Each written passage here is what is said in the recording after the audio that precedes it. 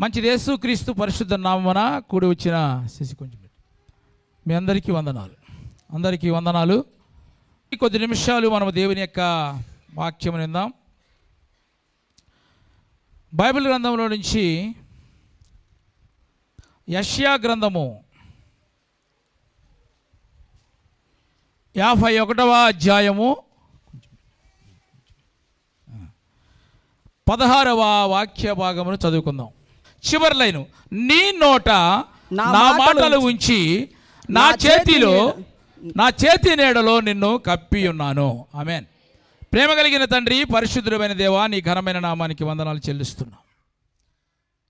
గతించిన దినములన్నీ కూడా కాపాడి మరొక పునరుత్థాన దినమును మాకు అనుగ్రహించి ప్రభువా, ఈ ఉదయకాలము నీ సన్నిధానములో నిన్ను స్తుతించే భాగ్యమును మాకు అనుగ్రహించారు. కూడి వచ్చిన బిడ్డలందరినీ కూడా మీరు దీవించండి, ఆశీర్వదించండి, నీ ఆత్మ స్వాధీనంలో ఉంచుకోమని ప్రార్థిస్తున్నాం.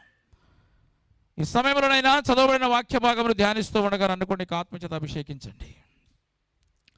మా అందరితో ప్రభువా మీరు మాట్లాడమని యేసుక్రీస్తు నామమున ప్రార్థించి అడిగి వేడుకొనుచున్నాము తండ్రి. ఆమేన్. ప్రియమైన దేవుని బిడ్డలారా, ఈ చదవబడిన వాక్య భాగాన్ని మనం గమనిస్తే గనక ఈ వాక్యములో మనల్ని ధైర్యపరిచే మాటలు ఉన్నాయి. ఏమిటంటే, నీ నోట నా మాటలు ఉంచి నా చేతి నీడలో నిన్ను కప్పి ఉన్నాను. ఆమేన్.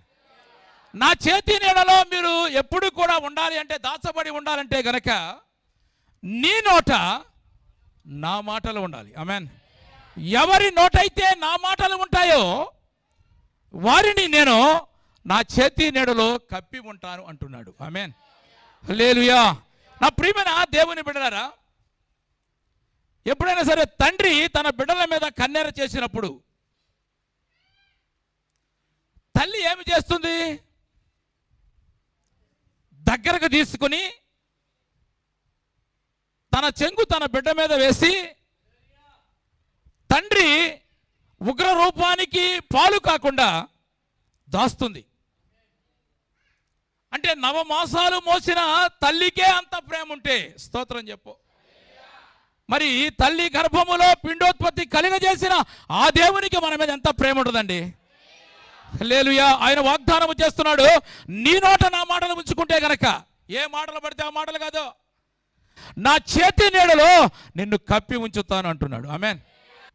కాబట్టి ఏదైనా సరే కీడు కలుగుతుందని తల్లి గనక గుర్తిస్తే గనక తన బిడ్డను తన చేతిలోనికి తీసుకుంటుంది. ఇప్పుడు కొడుకు బయటికి వెళ్ళాడు, వర్షంలో తడిసి వచ్చాడు. తండ్రి ఏమంటాడు? రా, ఎక్కడికి వెళ్ళావు? పో లోపల పో. తండ్రి ప్రేమలో గద్దింపు ఉంది, కానీ ఆ గద్దింపులో కూడా ప్రేమ ఉంటుంది. పక్కనే అన్నం ఉన్నాడు అనుకోండి, ఎరా తల ఎక్కడుంది, మెదడు ఎక్కడుంది నీకు? వర్షం పడుతుందని తెలీదా? గొడుగు తీసుకెళ్తాం తెలీదా నీకు? చేసేవన్నీ చేస్తావు, మరి రేపు పొద్దున మూలుగుతావు మరి అని అన్న గద్దిస్తాడు. అదే తల్లి ఉందనుకోండి పక్కన, ఏమంటది చెప్పండి? ఆ బిడ్డను ఇలా హత్తుకొని తన కొంగుతో తల తుడుస్తూ, పాడువాన నా బిడ్డ బయటికి వెళ్ళినప్పుడు రావాలా, స్తోత్రం చెప్పు అని పరిస్థితులను శంకిస్తుంది తల్లి. తండ్రి గద్దించాడు, అన్నయ్య గద్దించాడు, తల్లి మాత్రం గద్దించలేదండి. పరిస్థితులను శంకిస్తుంది, వానను తిడుతుంది అవసరమైతే. నా ప్రియమైన దేవుని బిడ్డలారా, ఆయన చేతిలో మనం ఉన్నప్పుడు, ఆయన చేతిలో మనం కప్పబడి ఉన్నప్పుడు, లోకపు విషపు కోరల నుంచి, సాతాను యొక్క ప్రభావము నుంచి దేవుడు మనల్ని కాపాడమే కాకుండా మన జీవితాలను సురక్షితంగా ఉండేట్టుగా చేస్తాడు. ఆమేన్. ఈనాడు నా ప్రియమైన దేవుని బిడ్డలు చాలా మంది స్నేహితుల ద్వారా, బంధువుల ద్వారా, అధికారుల ద్వారా, పరిస్థితుల ప్రభావాన్ని బట్టి ఎన్నో ఇబ్బందులు పడేవాళ్ళు చాలా మంది ఉన్నారు. అయితే ప్రభు ఒకటే వాగ్దానం చేస్తున్నాడు ఈరోజు, నేను నిన్ను నా చేతిలో కప్పి ఉంచుతా. అయితే నువ్వు చేయవలసిన పని ఏంటి తెలుసా? నీ నోట నా మాటలు ఉంచాలి. ఆమేన్. మీ ఎవరైతే నా మాటలు మీ నోట ఉంటాయో వారి జీవితాలను నేను నా చేతి నీడలో కప్పుతానంటున్నాడు. ఆమేన్. అయితే దేవుని వాగ్దానములు ఎప్పుడు కూడా ఆజ్ఞ లేకుండా ఉండవు. ప్రతిదీ కూడా ఆజ్ఞ ఉంటుంది.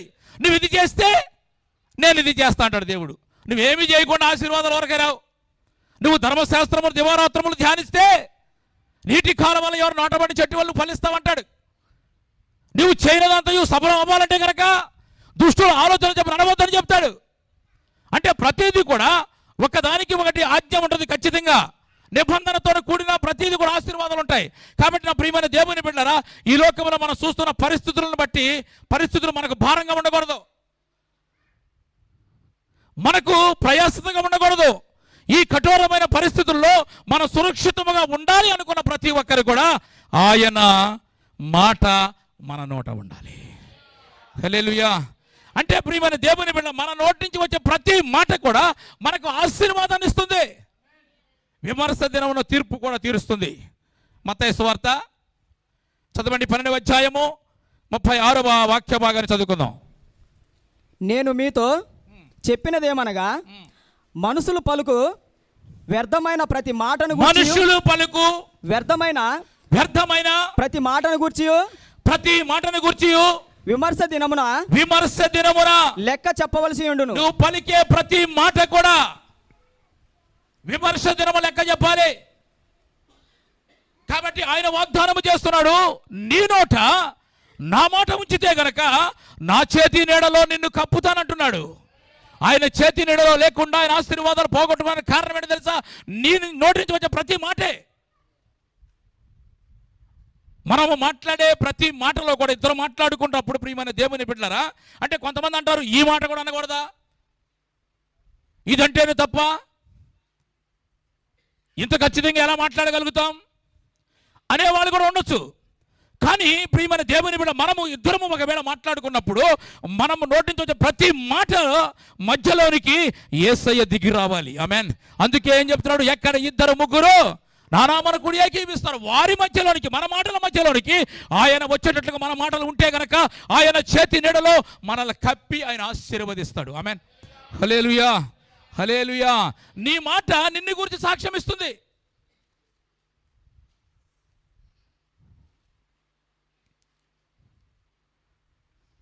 పేతురు గారు అంటాడు, పేతురు గారు ఏమంటాడు? అందరూ వచ్చి అడుగుతున్నారన్నమాట. యేసు ప్రభు సిలువ వేసిన తర్వాత బయటకు వచ్చేసాడు. అక్కడ ఒక చిన్న పాప అడుగుతుందన్నమాట, నువ్వు యేసుతో కూడా ఉన్నావా అన్నాడు. అని అడిగింది. నేను ఎక్కడ లేనన్నా. తర్వాత అడిగారు మరలా, అదే మాట చెప్పాడు. ఆ మాట చదువుకుందాం చూడండి. ఆయన మాటలను బట్టి నిజంగా ఉన్నాడా లేదా అని క్లియర్గా అర్థమైపోతుంది. అక్కడ నీ మాట అవునంటే అవునయ్య ఉండాలి, కాదంటే కాదని ఉండాలని యేసు ప్రభువు చెప్తున్నారు. చదవండి ప్రియమైన దేవుని బిడ్డలారా, మత్తయి సువార్త 26వ అధ్యాయము 73వ వాక్యంలో చూస్తే కనుక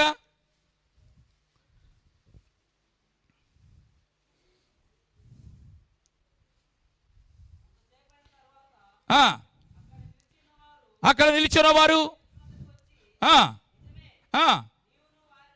నీవును వారిలో ఒకరివే, నీ పలుకు నిన్ను గూర్చి సాక్ష్యం ఇస్తుంది. నేను చెప్పిన మాట పైన ఉన్నాయన్నమాట. ఆయన మాట్లాడిన మాటను బట్టి నువ్వు ఉన్నావా లేదో క్లియర్గా అర్థమైపోతుంది. కాబట్టి నీ మాట సాక్ష్యం నిన్ను గురించి సాక్ష్యం ఇస్తుంది. కాబట్టి మనము ఎలా ఉండాలంటే కనుక కీర్తనకారుడు అంటాడు, ఒక దివ్యమైన సంగతితో నా హృదయము చెప్పాలి ఉప్పొంగుచున్నది. ఆమేన్. హల్లెలూయా. అంటే మనం మాట్లాడే దేవుని మాట మాట్లాడితే కనుక మన హృదయం ఎప్పుడు కూడా ఉప్పొంగుతూ ఉంటది. కాని మాట మాట్లాడితే, అనకూడని మాట మాట్లాడితే, దేవుని మాట కాకుండా ఇతర బాధ పెట్టే మాట మాట్లాడితే కనుక ప్రియమైన దేవుని బిడ్డలారా, మోషే ఉన్నాడు. మోషే ఇశ్రాయేలు జనాంగం నడిపించేటప్పుడు నీళ్లు కావాల్సి వచ్చినప్పుడు దేవుడు చెప్తున్నాడు, నీవు బండతో మాట్లాడు అన్నాడు. ఆయన విసుకొచ్చి ఒకటే ఒక మాట మాట్లాడాడు, ద్రోహులారా అన్నాడు. ఒకే మాట. 106వ కీర్తనలో ఏమని రాయబడిందంటే ఆ మాట గురించి చదవండి. ఎట్లనగా వారు అతని ఆత్మ మీద తిరుగుబాటు చేయగా అతడు తన పెదవులతో కాని మాట మాట్లాడంట. ఆ కాని మాట వల్ల దేవుని దీవెనలు పోగొట్టుకోవాల్సి వస్తుంది. ఏ కాని మాట వల్ల ఆయన చేతిలో ఉండకుండా మనం పోతున్నాం. ఏ కాని మాట వల్ల ప్రియమైన దేవుని బిడ్డలారా ఆయన ప్రేమను పొందుకోలేకపోతున్నాం. ఒకసారి మనం ఆలోచించాలి. ఆయన అంటున్నాడు, నీ నోట నా మాటలు ఉంచుకుంటే కనుక నా చేతి నీడలో మిమ్మల్ని కప్పుతానంటున్నాడు. ఆమేన్, హల్లెలూయా. అయితే నా ప్రియమైన దేవుని బిడ్డ, ఈరోజు మీరు చెప్పాలనుకున్న మాట ఏంటంటే, ఆయన చేతి నీడలో మనము ఎప్పుడు కూడా కప్పి ఉండాలంటే కనుక నీ నోట ఎలాంటి మాటలు ఉండాలి? కొన్ని విషయాలు మనం ఈరోజున వాక్యం నుంచి ధ్యానిద్దాం. నీ నోట ఎలాంటి మాటలు ఉంటే కనుక ఆయన చేతి నీడలో మనం కప్పి ఉంచుతాడు. చదవండి, సామెతల గ్రంథము 15వ అధ్యాయము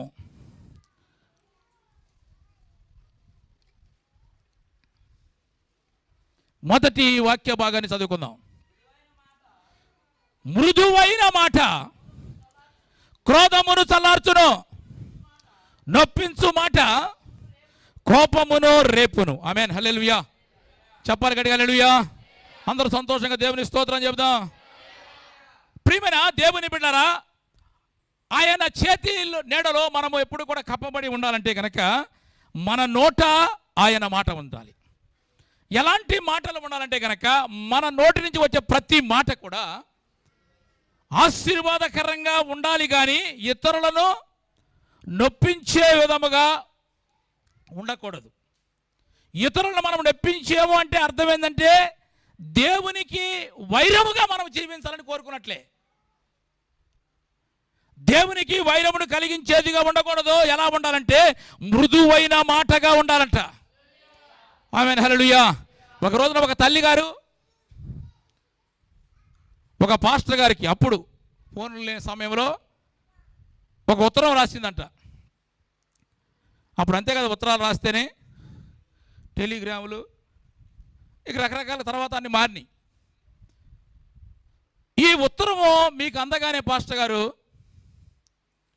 ఒకసారి మా ఊరికి రావాలి మీరు. సరే, ఉత్తరం అందింది. ఆ పాస్టర్ గారు వాళ్ళ ఊరు వస్తుంటే ఆమె చూసి ఎదురుగా వెళ్ళి గుండెలు బాదుకుంటూ ఏడుస్తుంటుందంట. నేను పాపం చేశాను పాస్టర్ గారు అంటుందంట.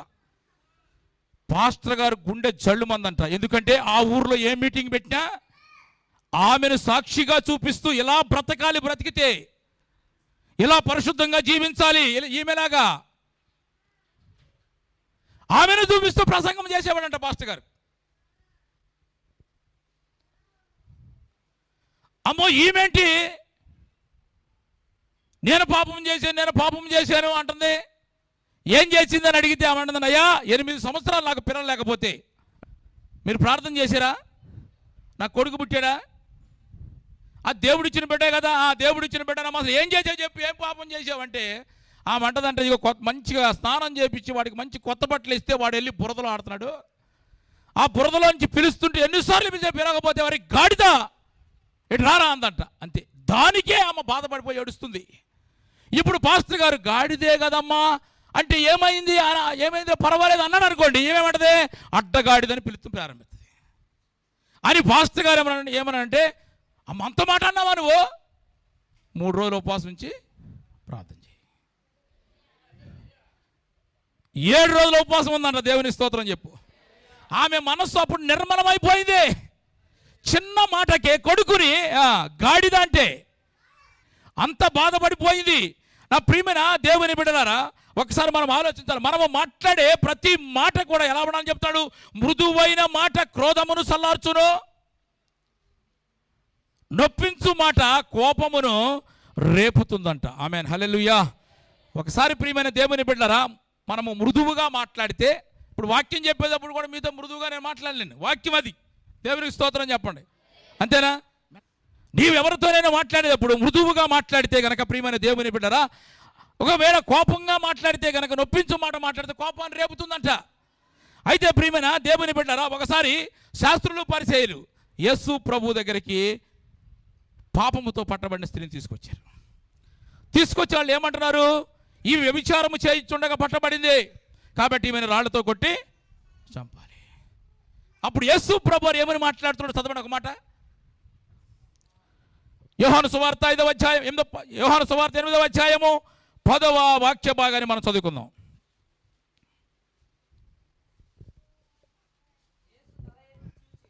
యేసు తల ఎత్తి చూసి, అమ్మా వారెక్కడ ఉన్నారు? ఎవరును నీకు శిక్ష విధింపలేదా? ఎవరు మొట్టమొదటి ఏమన్నాడు? అమ్మా అన్నాడు.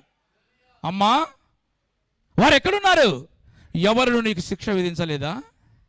నేను కూడా నిన్ను శిక్షించను, నువ్వు వెళ్ళి పాపము చేయకుండా ఉండమని చెప్పాడు. అంటే ఆయన మాట్లాడిన మాట, ప్రియమైన దేవుని బిడ్డలారా, ఆ మృదువైన మాట అమ్మ అని పిలిచాడు కదా అక్కడ. అంటే ఆమె పాపము చేయొద్దని హెచ్చరించినప్పటికీ కూడా ఆ మాట్లాడిన మాటను బట్టి ఆమెను ప్రభువు పరలోకానికి సిద్ధపరిచాడు. హల్లెలూయా. కనుక నా ప్రియమైన దేవుని బిడ్డలారా, మన నోట దేవుని మాట ఉంటే ఆయన చేతి నీడలో మనం కప్పుతానంటున్నాడు. కాబట్టి మృదువైన మాట ఉండాలి, నొప్పించు మాట ఉండకూడదు అని ప్రభు ఇక్కడ చెప్తున్నాడు. ఎందుకంటే ప్రియమైన దేవుని బిడ్డలారా, యేసు ప్రభు వారిని శిక్షించారు, సిలువ వేశారు, అన్ని చేసినప్పటికి కూడా యేసు ప్రభు వారు సిలువ మీద ఉన్నప్పుడు ఏమని మాట్లాడుతున్నాడు? అక్కడేం తిడతలేదు వాళ్ళని. మృదువుగా, తండ్రి వీరేమి చేయుచున్నారో వీరు ఎరుగరు కనుక వీరిని క్షమించమని చెప్పిన ఆ మృదువైన మాట, ఆ క్షమించగలిగిన మాట ఒక వ్యక్తిని ఎక్కడికి తీసుకెళ్ళిందండి? పరలోకానికి తీసుకెళ్ళి. చప్పటిగా దేవుని స్తోత్రం చెప్పు. హల్లెలూయా. లూకా సువార్త 23వ అధ్యాయము 40వ వాక్య భాగాన్ని చదువుకుందాం. అయితే రెండో వాడు వానిని గద్దించి, నీవు అదే శిక్ష విధిలో ఉన్నావు. ఈ రెండవ వాడికి ఆ మాట తగిలిందనమాట. యేసు ప్రభువుడు మాట్లాడిన మాట తన హృదయంలో చొచ్చుకుంది. చదువు. నీవు అదే శిక్షలో ఉన్నావు కనుక, నీవు అదే శిక్షా విధిలో ఉన్నావు కాబట్టి దేవునికి భయపడవా? మనకైతే ఇది న్యాయమే, మనం చేసిన వాటికి తగిన ఫలం పొందుచున్నాము గాని ఈయన ఏ తప్పిదము చేయలేదని చెప్పి ఆయనను చూచి, యేసు నీవు నీ రాజ్యంలోనికి మాట్లాడిన మాటను బట్టి ఆయన అంటున్నాడు ఏంటంటే, నిజముగా ఇతను దేవుని కుమారుడే కదా అనుకుని, ఇతనికి ఒక రాజ్యం ఉంది, ఆ రాజ్యంలో నేను కూడా ఉండాలని ఒక ఆశ కలిగి అంటున్నాడు యేసు. నీవు నీ రాజ్యములోనికి వచ్చినప్పుడు నన్ను జ్ఞాపకం చేసుకునమని, నన్ను జ్ఞాపకము చేసుకునము. అందుకు ఆయన అంటున్నాడు వానితో, నీవు ఇప్పుడు దాకా లోకంలో బ్రతికే, ఇప్పుడు దాకా ఇష్టానుసారం బ్రతికే, ఇప్పుడు దాకా పాపం చేసావు అని అనకుండా మరలా ఏమంటాడంటే, నేడు నీవు నా రాజ్యములో కూడా ఉంటావు. హల్లెలూయా. ఆయన మాట మన నోట ఉంటే ఆయన చేతి నీడలో మనం కప్పుతానంటున్నాడు. కాబట్టి ఆయన చేతి నీడలో మనం ఎప్పుడు కూడా కప్పబడి ఉండాలి అంటే గనక మృదువైన మాట మాట్లాడగలిగితే గనక, అంటే ఇతరులకు కోపము తెప్పించే మాట మాట్లాడకుండా మృదువైన మాట మాట్లాడగలిగితే గనక మనము ఇతరులను కూడా పరలోకానికి ప్రభు కొరకు మనం సంపాదించుకోగలుగుతాం. రెండవదిగా మరొక మాట చదువుకుందాం. చదవండి. సామెతల గ్రంథం 8వ అధ్యాయము 13వ వాక్య భాగాన్ని చదువు. యెహోవా యందు భయభక్తులు కలిగి ఉండుట, చెడుతనము నసహించుకొనుటే, గర్వము అహంకారము దుర్మార్గత, కుటిలమైన మాటలు నాకు అసహ్యములు. దేవునికి అసహ్యం అంట. ఆమేన్. అంటే కుటిలమైన మాటలు మాట్లాడకూడదంట. కొంతమంది వస్తారు, ఒక విషయం గురించి వస్తారు, కానీ వాళ్ళు చాలా టెక్నిక్గా మాట్లాడతారు, తెలివి కలిగిన వాళ్ళు ఎవరైనా మాట్లాడతారు, కుటిలమైన మాటలు మాట్లాడతారు, కుటిలంగా ప్రవర్తిస్తారు. ప్రభువు చెబుతున్నాడు ఏంటంటే, నా చేతి నీడలో మీరు కప్పబడి ఉండాలంటే కనుక మీరు ఇతరులు నొప్పించే మాటలు మాట్లాడకుండా మృదువైన మాటలు మాట్లాడాలి. ఆ మృదువైన మాట ఒకరిని యేసుక్రీస్తు కొరకు సంపాదించుకోగలుగుతాం. ఆమేన్. ఇక్కడ రెండవదిగా గమనించినట్లయితే కనుక మనము కొంతమంది కుటిలమైన మాటలు మాట్లాడతారంట. అంటే దేవుని మాటలు ఉండవలసిన నోట కుటిలమైన మాటలు ఉండటం వల్ల ఆయన చేతిలో దాగి ఉండవలసిన మనము ఏమవుతాం? ఆయన కాపుదల లేకుండా బ్రతకవలసి వస్తుంది. అందుకని ఇక్కడ సామెతల గ్రంథంలో కుటిలమైన మాటలు మాట్లాడేవాడి గురించి ఒక మాట చెప్తారన్నమాట. 6వ అధ్యాయము 12వ వాక్యములో, కుటిలమైన మాటలు పలుకువాడు పనికి మాలిన వాడును. కుటిలమైన మాటలు పనికేవాడు. జాగ్రత్తగా వినాలి. కుటిలమైన మాటలు మాట్లాడంటే మనసులో ఒకటి పెట్టుకుని బయట ఒకటి మాట్లాడేవాడు. అంతేనా? అసలు వీళ్ళు ఏం చెప్తారు చూద్దాం, అసలు పాస్టర్ ఏమంటాడు చూద్దాం అసలుకి అని ప్లాన్ మీద వస్తారు కొంతమంది. అంటే అది ఇది మొత్తం మా మీద దోసేయచ్చు అనమాట. ఇక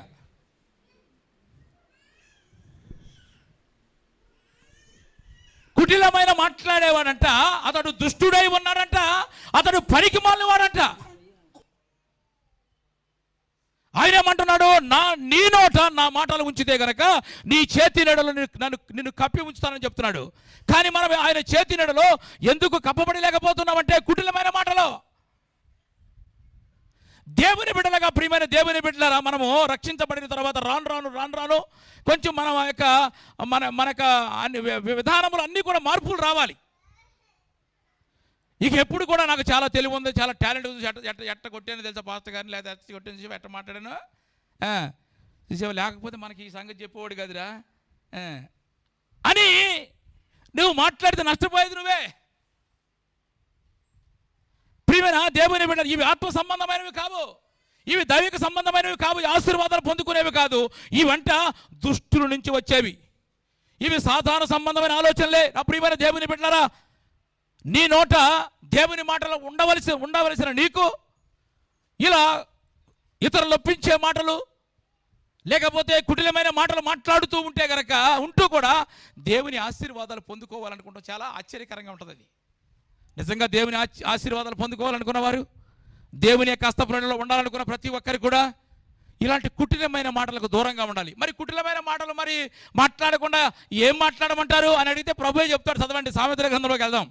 23వ అధ్యాయం 16వ వాక్యం ఏముందంటే, నీ పెదవులు యథార్థమైన మాటలు పలుకుట విని చాలే. ఎక్కడికైతే ఆపేద్దాం మనం. ఇప్పుడు కుటిలమైన మాటలు మాట్లాడకుండా మనం ఎలా మాట్లాడాలి బ్రదర్? యథార్థమైన మాటలు మాట్లాడాలి. యథార్థంగా మాట్లాడితే కనుక అక్కడ రాయబడిన మాట అంటే, ప్రియమైన దేవుని బిడ్డలారా, అక్కడ యథార్థమైన మాటలు మాట్లాడిదంట మన సర్వ శరీరములకు, మన అంతరింద్రియములకు ఆనందాన్ని కలుగజేస్తాయంట. యథార్థంగా మాట్లాడే వాళ్ళు ఎప్పుడు కూడా సంతోషంగా ఉంటారు. ఒకవేళ కుట్లమైన మాటలు మాట్లాడితే ఏదైనా మనం మాట్లాడుకున్నాం అనుకోండి, ఏమంటారు, నా గురించి తెలిసిపోయినట్టుంది, ఆ మాట ఎందుకు మాట్లాడిన అర్థమైపోయినట్టుంది, వాళ్ళకి భయం ఉంటుంది అనమాట. యథార్థంగా మాట్లాడితే ఎవరికి భయపడే అవసరం లేదు మనం కదా, సంతోషంగా ఉండగలుగుతాం. సర్వ శరీరములకు ఆ యథార్థమైన మాటలు సంతోషాన్ని కలిగజేస్తాయంట. చెప్తే బాగుండే దేవుని స్తోత్రం చెప్పండి గట్టిగా. హల్లెలూయా, హల్లెలూయా. యోధా ఉన్నాడు కదా, యోధా అక్కడికి వెళ్ళాడు, వాళ్ళతో బేరం మాట్లాడుకున్నాడు, వచ్చేసిన తర్వాత ఏమీ ఎరగనట్టుగా హల్లెలూయా స్తుతి మహిమ అంటాడు. దేవుని స్తోత్రం. ఏమీ ఎరగనట్టు కూర్చున్నాడు అనమాట. అప్పుడు యేసు ప్రభువారు ఏమన్నాడు, మీలో ఒకడు నన్ను శత్రువుకి అప్పగించబోతున్నాడు అన్నాడు. అని అనగానే అక్కడ మన శిష్యులందరూ ఏమని మాట్లాడుతున్నారో తెలుసా? ప్రభువా నేనా అంటున్నారు వాళ్ళు. కానీ మనవాడు కొంచెం ఎక్స్ట్రా ఏమన్నాడు, బోధకుడా నేను కాదు కదా. అర్థమైపోయింది దానికి. వీళ్ళు యథార్థంగా చెప్పి పలుకుతున్నారు, ప్రభువా నేనా అని ఎవరు అసలు అన్నట్టు టెన్షన్ పడుతున్నారు. కానీ మనవాడు అన్ని సెట్ చేసి వచ్చాడు కదా, వచ్చాడు కాబట్టి బోధకుడా నేను కాదు కదా. అంటే ఎంత అతని మనసులో ఎంత కుటిలంగా అతను ప్రవర్తిస్తున్నాడో ఒకసారి మనం ఆలోచన చేయాలి. అప్పుడు ప్రభు అంటున్నాడు, ఈ రొట్టె ముక్కను పుచ్చుకున్నవాడే మీలో ఒకడు నన్ను అప్పగిస్తాడు. ఈ ఎక్స్ట్రా మాట ఎక్కడికి తీసుకెళ్ళింది తెలుసా? ఈ కుటిలమైన మాట. ఏమైంది చివరికి? ఏమైనా ఆస్వాదించబడ్డా? ఏమైనా 30 వెండాలతో ఏమైనా కుటుంబం అంతా కూడా సంతోషంగా ఉందా? చివరికి మరణానికి తీసుకుని వెళ్ళింది.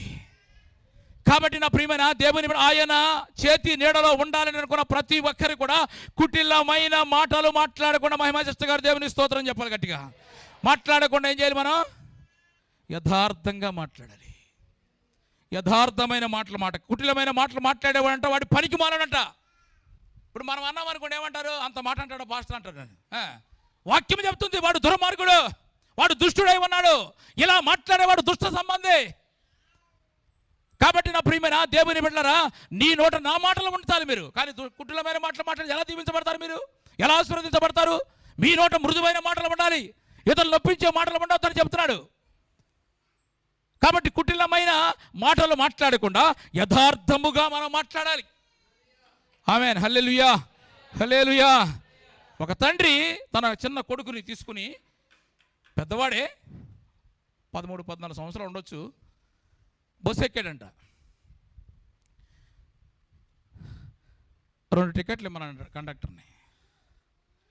కండక్టర్ అన్నాడంట, వీడు చాలా పొట్టుకుంటాడు, వీడికి హాఫ్ టికెట్ ఇస్తాను నేను. ఒకవేళ ఎవరైనా చెక్కింగ్ వస్తే కనుక వీడికి 7 సంవత్సరాలు 8 సంవత్సరాలు అని చెప్పు, హాఫ్ టికెట్ రేట్ వయసు తెలుసు కదా నీకు, చెప్పనంట. ఎవరన్నారు అన్నమాట? అప్పుడు ఇతను అన్నాడంట, తండ్రి నేను సజీవుడైన క్రీస్తును నమ్ముకున్నాను, నేను అలాంటి మాటలు మాట్లాడాను. 2 రూపాయల గురించి 5 రూపాయల గురించి నా కుమారుడు బ్రతుకుని పాటు చేస్తాను నేను. ఏంటి 14 సంవత్సరాలు వచ్చినోడికి 7 సంవత్సరాలు అంటే ఆయన చంపేసినట్టుగా. మనమైతే ఏమంటాం, అమ్మయ్యా ఆ 2 రూపాయల కిందకి వెళ్తే 10 రూపాయలు పోతాయి.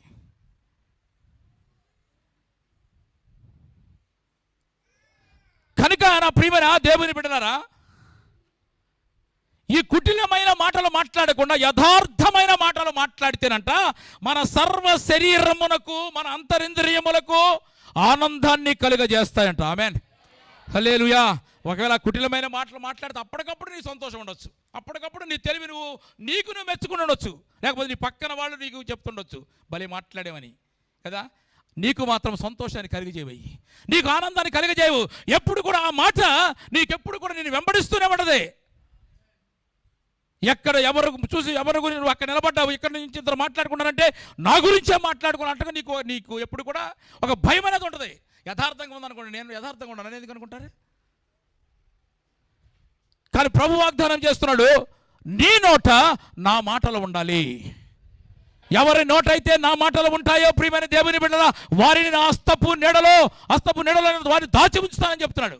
కాబట్టి ఆయన హస్తపు నీడలో, ఆయన చేతి నీడలో మనం ఎప్పుడు కూడా కప్పబడి ఉండాలి అంటే కనుక మనము మృదువైన మాటలే మాట్లాడమని చెప్తున్నాడు. ఈ మృదువైన మాట ఒకరిని మనం ప్రభు కొరకు సంపాదించుకోగలుగుతాం. ఈ యథార్థమైన మాట వల్ల ప్రియమైన దేవుని బిడ్డరా, మన సర్వ శరీరము, మనంతా ఇంద్రియములు ఎప్పుడు కూడా అంటే మొత్తం అంతా కూడా సంతోషంగా మనము ఉండగలుగుతాం. ఆమేన్, హల్లెలూయా, హల్లెలూయా. 3వ మాట చెప్పి ముగిద్దాం, చదవండి. సామెతల గ్రంథము 12వ అధ్యాయము 18వ వాక్యం. కత్తిపోటు వంటి మాటలు పలుకువారు కలరు. జ్ఞానుల నాలుక. కత్తిపోటు లాంటి మాటలు పలికేవారు ఉన్నారంట. సుగుణ సిస్టర్ గారు దేవుని స్తోత్రం చెప్పు. కత్తి కూడా పనిచేయదు. ఇప్పుడు కత్తి పెట్టి బెండకాయలు కోసేవాళ్ళు, కూరగాయలు కోసావు, ఎన్ని కూరగాయలు కొత్త తర్వాత మళ్ళీ రుద్దుకోవాల్సింది, దానికి స్నానం పెట్టాల్సిందే. కానీ వీళ్ళ మాటలకు అసలు అవసరమే లేదు. దేవునికి స్తోత్రం. కత్తిపోటు లాంటి మాటలు మాట్లాడేవారు కూడా ఉన్నారని చెప్తున్నాడు. ఆమేన్, హల్లెలూయా. కాబట్టి ప్రియమైన దేవుని బిడ్డలారా, కానీ ప్రియమైన దేవుని కొందరి మాటలు కత్తిపోటులాగా ఉంటాయంట. అంటే మనలను ఆశీర్వాదమునకు దూరము చేసేవిగా ఉంటాయి. దేవుని యొక్క హస్తపు నీడలో నుంచి మనము దూరము చేసేవిగా ఉంటాయి. కాబట్టి ప్రియమైన దేవుని బిడ్డలారా, మనము ఎలాంటి మాటలు మాట్లాడాలని చెప్తాడు అన్నమాట. అక్కడ మరలా సామెతల గ్రంథంలోనే 12వ అధ్యాయము 25వ వాక్య భాగాన్ని మనం చదువుకుందాం. ఒకని హృదయములోని విచారము దాన్ని కృంగజేయును, దయగల మాట దాన్ని సంతోషపెట్టును, వాన్ని సంతోషపెట్టును. ఆమేన్, హల్లెలూయా.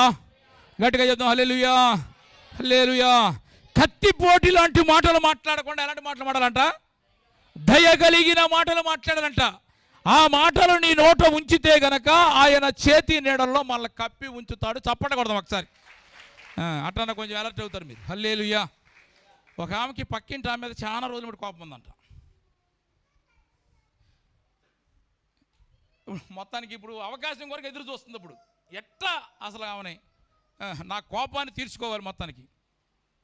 మొత్తానికి బయటకు వచ్చింది, వాకిట్లోకి బట్టలు వచ్చింది, బయటకు వచ్చింది అనమాట. అంతలోకి వచ్చి వాళ్ళ ఇంట్లోకి వచ్చి ఒక కాకి వాలిందంట.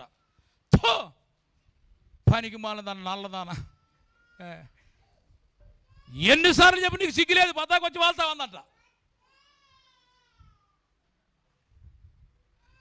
అంటే కాకి సిగ్గెట్టుండో చెప్పు, ఒకసారి చెప్పు. ఆ మాట్లాడుతుండే అవకాశం వరకు ఎదురు చూస్తుంది. కాబట్టి ప్రియమైన దేవుని బిడ్డలారా, నేను అంటాను, ఇంత ద్వేషము, ఇంత పగ అంత హృదయంలో మనం పెట్టుకుంటే కనుక ఎలా దేవుని మాటలు మన హృదయంలో ఉంటాయి? దేవుని చేత మనం ఎలా కప్పబడి బ్రతకగలుగుతాం? ఒకసారి మనం ఆలోచిద్దాం. ఎప్పుడు చూసినా కొంతమంది ఈర్ష్య, ద్వేషం, అట్లా ఎప్పుడు చూసినా ఇక అంతే. పొళ్ళు పటపట నోరు కొట్టరే తప్ప కానీ మనసంతా అదే విషయం ఉంటుంది. కాబట్టి నా ప్రియమైన వాక్యం ఏమంటుంది? దయగల మాటలు నీ నోట ఉండాలి. అది దేవుని మాట అయి ఉండాలి. చప్పటి కొట్టి దేవుని స్తోత్రం చెప్దాం. ఆ మాట నీ నోట ఉంటే గనక ఆయన చేతి నీడలో మనల్ని కప్పి ఉంచుతాడంట. ఆమేన్. హల్లెలూయా, హల్లెలూయా. ఎక్కడి నుంచో పరిగెత్తుకు వచ్చింది. యేసు ప్రభువు ఆ ఇంటికాడ ఉన్నాడు, ప్రార్థన జరుగుతుందను, భోజనం చేస్తున్నాడని మొత్తానికి సీమోనేటుగా పరిగెత్తుకు వచ్చింది అన్నమాట. పాపాతురు అనే స్త్రీ వచ్చింది, కన్నీరు కారుస్తుంది, కన్నీటితో పాదాలు తడుపుతుంది, తల వెంట్రుకలతో పాదాలను తుడుస్తుంది అనమాట. అక్కడికి భోజనానికి పిలిచినాడు. మనసు ఎట్లుందంటే, ఈయన బోధకుడని నేను పిలిస్తే ఈ పాపాత్మురాల్ని ఎందుకు ముట్టుకొనిస్తున్నాడు? అలాంటి మనసు కలిగిన వాళ్ళు చాలామంది సంఘాల్లో కూడా ఉంటారు తెలుసా. కొత్త వాళ్ళు వస్తే కనుక వాళ్ళని చేర్చుకోరు కొంతమంది. ఎంతవరకు కొంతమందికి ఏంటంటే వైట్ డ్రెస్ మంచిగా పల్లిపూలు వాళ్ళంటి బట్టలు కదర బట్టలు వేసుకుని పాత్రలు అంటే కొంతమంది వాళ్ళకి ఇష్టం. చేతికి 5 ఏళ్ళు ఉంటే కనుక 6 ఉంగరాలు పెడితే కనుక వాళ్ళ ఇంట్రెస్ట్ చూపించే వాళ్ళు కొంతమంది ఉంటారు. సంఘానికి ఎవరు వచ్చినప్పటికీ కూడా నువ్వు వారితో ప్రియమైన దేవుని బిడ్డరా దయ కలిగిన మాటలు మాట్లాడగలిగితే గనక, ఇప్పుడు ఆయన మనసు అలాగే ఉంది, సీమోను మనసు అలాగే ఉంది. ఎవరైనా సరే చీకట్లో ఉన్నవారు మన దగ్గరకు వస్తే కనుక, ఎవరైనా దేవునికి దూరంగా బ్రతుకుతున్న వారు మన దగ్గరకు వస్తే కనుక మనం ఎలా ఉండాలి, ఎలా మాట్లాడాలి? వారితో దయ కలిగిన మాటలు మాట్లాడగలిగితే, వాళ్ళు చేర్చుకోగలిగితే కనుక నా ప్రియమైన దేవుని బిడ్డ వారి కుటుంబాల్లో వారి జీవితాల్లో మనము నెమ్మది సంతోషాన్ని కలిగజేసే వ్యక్తులుగా మనం ఉండగలుగుతాం. ఆమేన్. హల్లెలూయా. ఇతను అలాగే ఆలోచిస్తున్నాడు. యేసు ప్రభువు ఒక మాట అంటాడు, ఏమని? రోగులకే వైద్యుడు కావాలి కానీ ఆరోగ్యం కలిగిన వాడు ఎందుకండి? వాళ్ళు పాపంతో వచ్చారు నా దగ్గరికి, సమాధానం కావాలని వచ్చారు నా దగ్గరికి అని ప్రియమైన దేవుని బిడ్డరా. అలాంటప్పుడు ఆమెతో ఒక మాట మాట్లాడుతున్నారు. చదవండి లూకా సువార్త చివరి మాట చదువుకుందాం. లూకా సువార్త 7వ అధ్యాయము 48వ వాక్య భాగాన్ని మనం చదువుకుందాం. నీ పాపములు క్షమించబడి ఉన్నవని ఆమెతో చెప్పాను. ఆమెన్. హల్లెలూయా, హల్లెలూయా. ఆయన దగ్గరకు వచ్చింది ఎందుకు? ఆ పాపములోంచి విడుదల పొందాలని వచ్చింది. దేవుని దగ్గరకు వచ్చేది ఎందుకు? ఆ పాపంలోంచి విడుదల పొంది నెమ్మది సమాధానం పొందుకోవడానికి వస్తారు. వచ్చినప్పుడు మనం అందరము కూడా వచ్చిన వారితో మనం ఎలా మాట్లాడాలంటే దయ కలిగిన మాటలు మాట్లాడాలి. వాళ్ళ పరిస్థితి చెప్పగానే మన మీద పెద్ద సూపర్ మ్యాన్ లాగా వాళ్ళ పక్కన పెట్టకూడదు. దయ కలిగిన మాటలు మాట్లాడితే వాళ్ళని చేర్చుకోగలిగితే కనుక ప్రియమైన దేవుని బిడ్డరా, ఇక్కడ యేసు ప్రభువు కూడా ఏమని మాట, అమ్మా నీ పాపములు క్షమించబడినవని చెప్పగానే చెప్పి నీవు ఇప్పుడు సమాధానము గలదానమై వెళ్ళు అని చెప్తున్నాడు. ఆమేన్. హల్లెలూయా. అంటే దయ కలిగిన మాటలు ఒక వ్యక్తిని సమాధానంలో నడిపిస్తుంది. దయ కలిగిన మాటలు ఒక వ్యక్తికి నెమ్మది కలుగజేస్తుంది. కాబట్టి నీ నోట నా మాటలు ఉంచితే కనుక నేను మిమ్మల్ని అందరినీ కూడా నాస్తపు చేతి నీడలో దాచి పెడతానని చెప్తున్నాడు. ఆయన మాట్లాడిన దయగలిగిన మాట ఆమె జీవితాన్ని మార్చింది. నా ప్రియమైన దేవుని సంగమా, నా ప్రియమైన దేవుని బిడ్డలారా, మన నోట ఆయన మాట ఉండకుండా ఆయన చేతి నీడలు ఎప్పుడు కూడా కప్పిపడ ఉండాలని అని ప్రార్థన చేసినంత మాత్రాన ఒకవేళ ఉపయోగం ఉండకపోవచ్చేమో ఈ వాక్యాన్ని బట్టి. కాబట్టి మనము రక్షించబడిన మనము దేవుని బిడ్డలుగా ఉంటున్న మనం అందరం కూడా మన నోట ఏ మాటలు ఉండాలో ప్రభు చెప్తున్నాడు. నీ మాట మృదువైన మాట ఉండాలి. ఆ మృదువైన మాట ఏం చేసింది? ఒక వ్యక్తిని కదా, ఇప్పుడు 38 సంవత్సరముల నుంచి వ్యాధిగ్రస్తుడై పడి ఉన్నాడు. వాడిని యేసు ప్రభువు స్వస్థపరిచాడు. స్వస్థపరిచిన తరువాత ఆ ఊరికి వెళ్ళాడు యేసు ప్రభువు. ఆ సమాజ మందిరంలో వాక్యాన్ని బోధించిన తర్వాత ఎక్కడున్నాడు? రక్షించబడ్డాడు కదా అని వెతికితే పలానా చోట కనపడ్డాడు. అతనితో అంటున్నాడు అన్నమాట, ఇదిగో నీవు స్వస్థపడితివి, మరెక్కువ కీడు కలగకుండానట్లు నీవు పాపము చేయొద్దని హెచ్చరిస్తున్నాడు. ఆ మాట ప్రియమైన దేవుని ఇప్పుడు ఎవరు చెప్తారు? ఇప్పుడు చెడిపోతున్నారు అనుకోండి, ఎవరైనా పిల్లలు చెడిపోతారు అనుకోండి, మనం వెళ్తున్నాం అనుకోండి, మన పిల్లలు కాదు కదా, వదిలేస్తాం కదా, మనకెందుకు ఈ నోట్లో నోరెత్తే అనుకుంటాం. కానీ అక్కడ యేసు ప్రభు వారు వలే మనము కూడా ఒకవేళ అలా మృదువైన మాటలు మాట్లాడగా ఏం చెప్తున్నాడు? నీవు కనుక స్వస్థపడ్డావు కదా, నువ్వు రక్షించబడ్డావు కదా, మరలా పాపం చేస్తే కనుక నువ్వు నరకానికి పోతారో జాగ్రత్త అని చెప్తున్నాడు. కాబట్టి నా ప్రియమైన దేవుని బిడ్డలారా, మన నోట ఇతరులు నొప్పించే మాటలు ఉండకుండా మృదువైన మాటలు ఉండాలని ప్రభు చెప్తున్నాడు. ఆ మృదువైన మాటలు ద్వారా ఒకరిని ప్రభు కొరకు మనం సంపాదించవచ్చు. మన నోట కుటిలమైన మాటలు ఉండకుండా యథార్థమైన మాటలు ఉండాలని చెప్తున్నాడు. ఈ యథార్థమైన మాటలు మన సర్వ శరీరములకు, మన అంతరింద్రియములకు సంతోషాన్ని కలుగజేస్తాయంట. మూడవదిగా కుటిలమైన మాటలు మాట్లాడకుండా దయగలిగిన మాటలు మాట్లాడగలిగితే గనక మనము వారికి నెమ్మదిని, సమాధానము కలిగించే వ్యక్తులుగా మనం ఉండగలుగుతాం. అలాంటి వ్యక్తులుగా ఉండాలనుకుంటే తల్ల వంచని ప్రార్థన చేసుకో.